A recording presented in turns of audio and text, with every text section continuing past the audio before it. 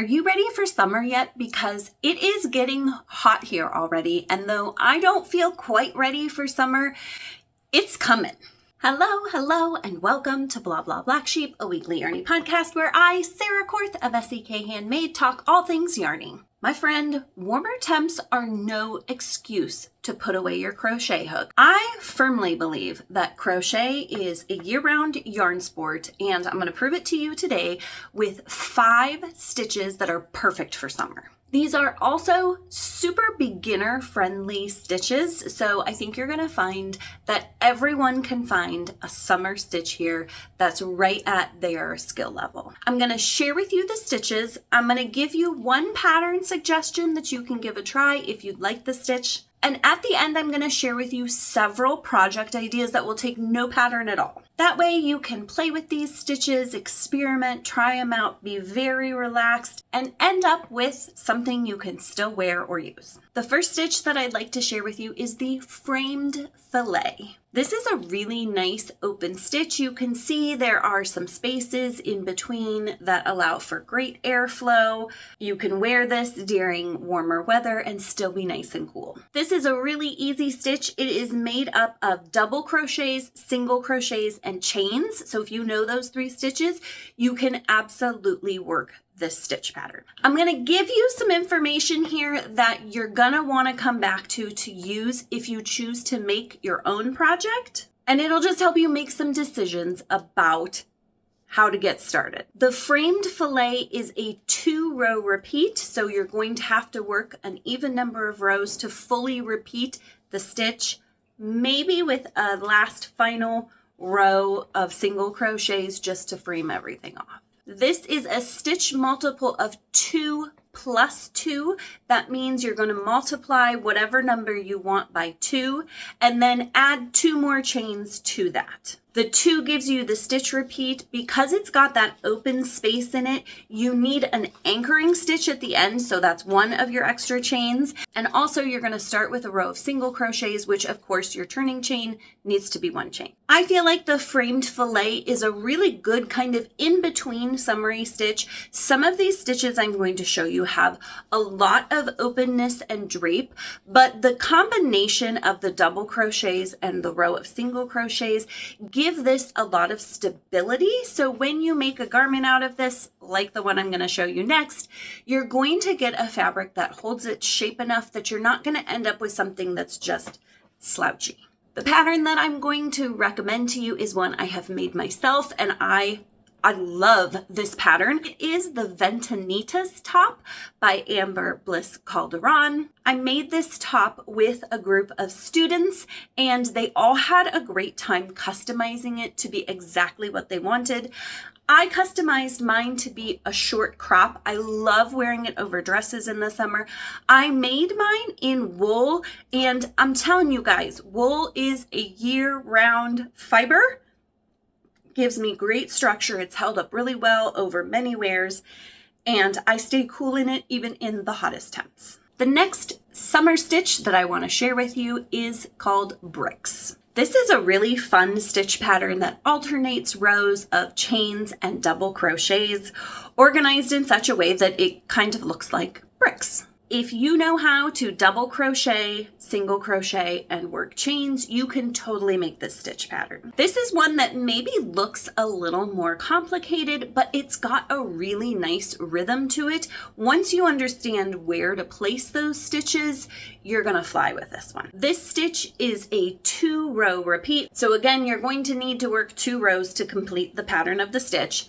And it is a stitch multiple of 5 plus 3. So you're gonna multiply whatever number you want by 5, add 3 to that, and you'll be good to go. This stitch pattern creates a super drapey fabric, and so it's really perfect for loose form flowing garments. The project that I'm going to suggest is my Asbury shawl. This was my vacation shawl from last summer. Let me remind you what the vacation shawls are all about.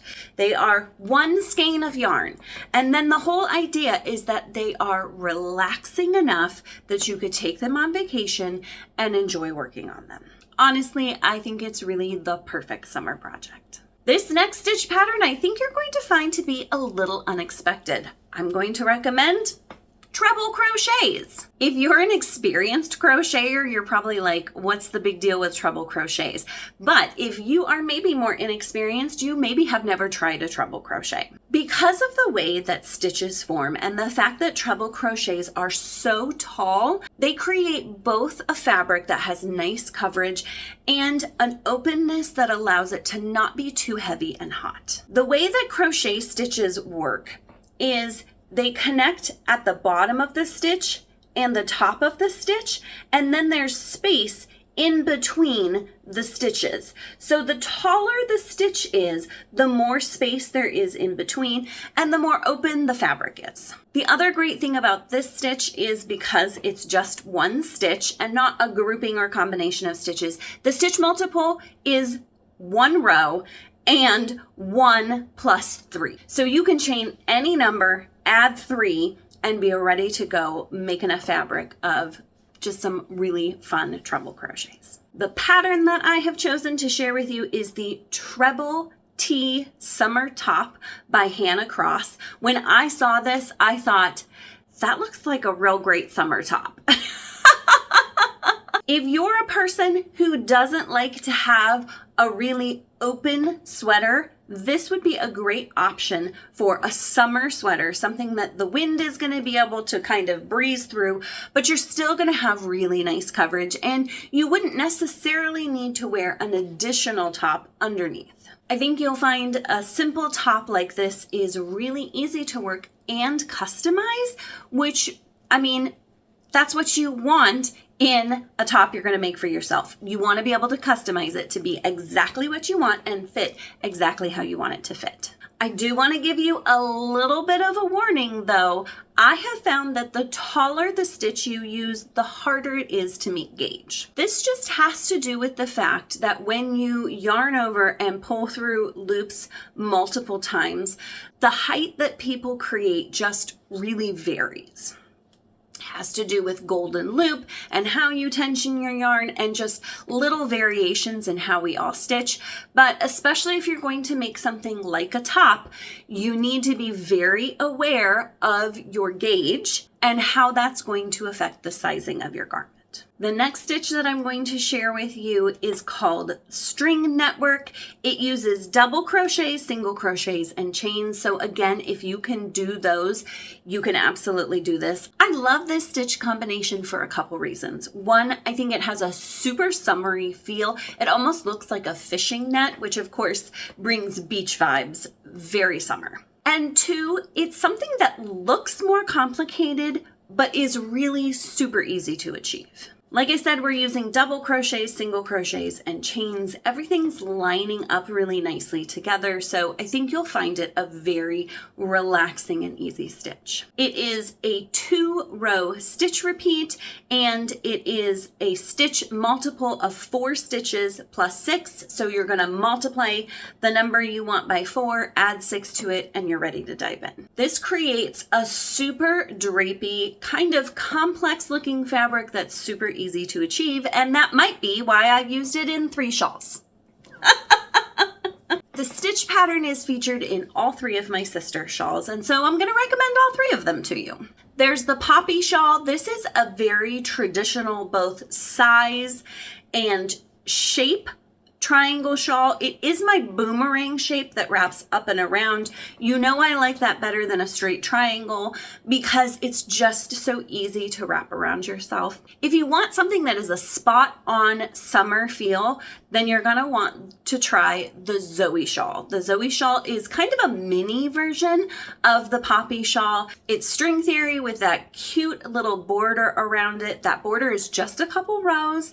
You can totally do it. If you are looking for a large, elegant rectangle wrap, then the flossy shawl is the sister for you. You actually start out with that more complicated border and then work the whole body in the string theory stitch pattern with a slight variation that I think you'll find simple to master. If you're looking at any of these shawls and you're like, that's gorgeous, but that border is really overwhelming to me, you could absolutely make all 3 of these shawls without the border on them, and they could still be a really gorgeous lightweight, simple summer shawl. My final suggestion is the traditional mesh stitch. This uses single crochet and chains, and you never have to work into a single one of those chains. It is a 2-row repeat, and it has a stitch multiple of 4 plus 2, which means any number multiplied by 4, add 2 to it, and you'll be ready to go with this really fun open stitch pattern.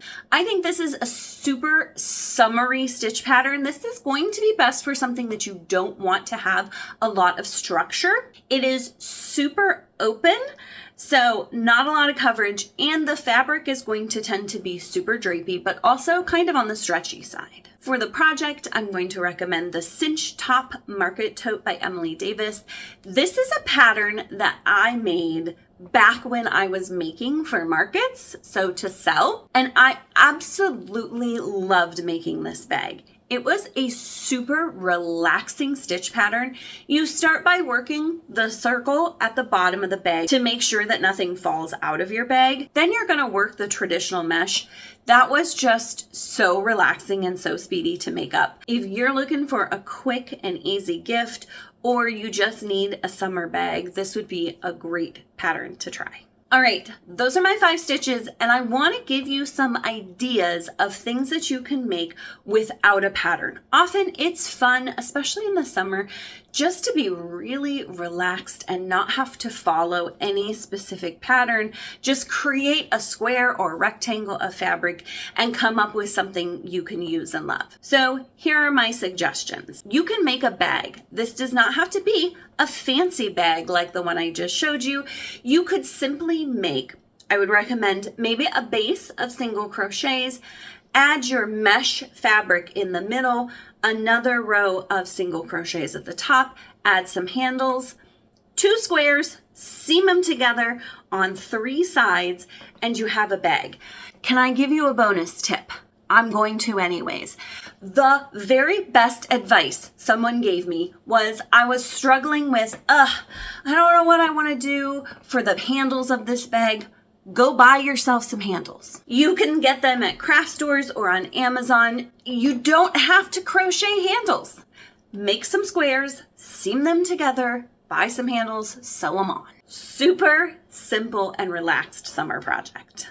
The next thing you can make is a rectangle shawl. If you've got some yarn that you've been dying to use, but you didn't know what to use it for, a nice open rectangle shawl would be perfect for practicing any of these stitches. Typically, to get yourself a rectangle shawl that is long enough to really wrap up in, it needs to be at least 6 feet long. So before you get too excited about a rectangle shawl, I do want to warn you, that's a pretty big project. So that's the length of your shawl that you're going to wrap around yourself. You can really choose the depth of your shawl.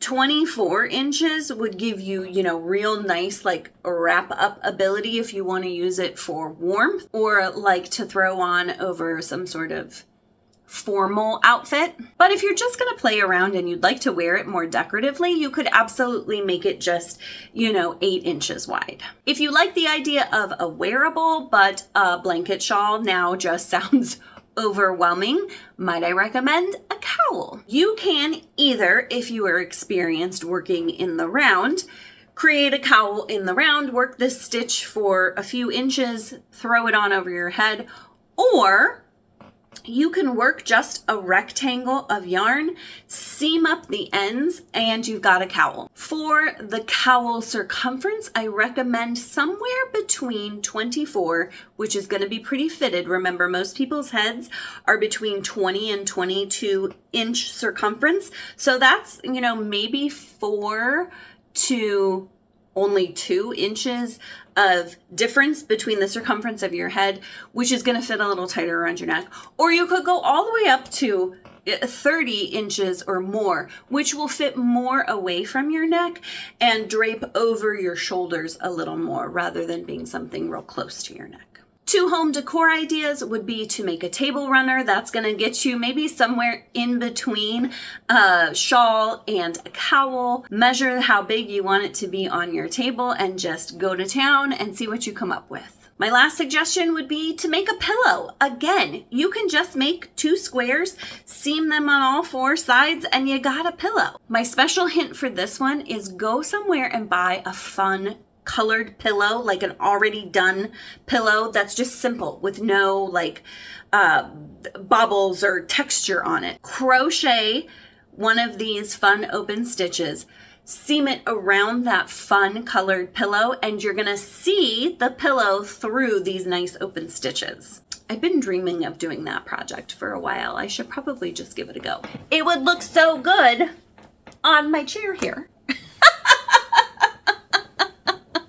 One of these days. If you're like, I'm just gonna play with these stitches and have some fun, keep in mind, this is for having fun. Yarn is not for stressing, people. So remember, you can always frog back, just be relaxed about it. This is gonna be an experiment and it's not gonna go perfectly on the first go. That's how it is with designing too. Even with my many years of designing and all my knowledge, sometimes it just doesn't work out how I want it to, and I have to frog back and start again. It is fine. The other thing I want to recommend is if you struggle with the stitch multiple situation I explained earlier, my recommendation always, always, always is chain more than you think you're going to need. That way you can work across those leftover chains that you have. All you have to do is undo that slip knot and pull out those extra chains and you're good to go.